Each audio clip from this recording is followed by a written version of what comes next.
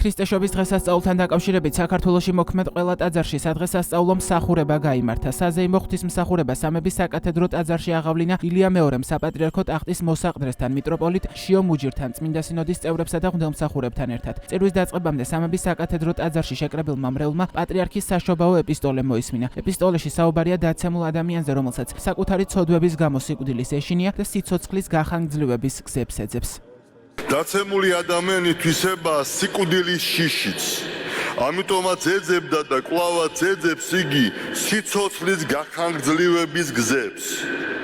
იგონებს სხვადასხვა მეთოდს, რომ შეიქმნას კეთილდღეობის ილუზია, მაგრამ ამაოდ ეს ყოველივე უფრო დიდი შეცდომების მიზეზი ხდება და აღრმავებს ჩვენში ისედაც არსებულ სულიერ კრიზისს. ასეთი პიროვნება ვერ აცნობიერებს, რომ სიკვდილის შიში სინამდვილეში ცოდვებიდან მომდინარეობს, რომ ცოდვას დამონებული სული გაუცნობიერებლად უფრთხის ღმერთთან შეხვედრას და ამიტომაც ზრწის. მაგრამ იმის ნაცვლად, რომ მანკიერებებს განეშოროს და სული განიწმინდოს, ხშირად ნიჰილიზმში ვარდება და ათეიზმს აფარებს თავს.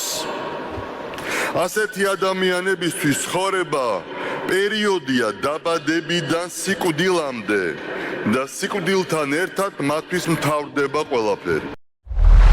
მრევლისთვის საშობაო გზავნილი გამოაქვეყნა ფოთისა და ხობის მიტროპოლიტმა გრიგოლ ბერბიჭაშვილმაც. ტექსტში ვკითხულობთ, რომ დღეს საქართველოში იბადება ახალი საზოგადოება, რომელიც უკეთესი მომავლისთვის იბრძვის და მათი დარბევა და დასახით შრება დაუშვებელია. მისი თქმით, ეკლესიის კრიტიკული ხმა ყოველთვის უნდა აფხიზლებდეს ქვეყნის ბედზე პასუხისმგებელ პირებს.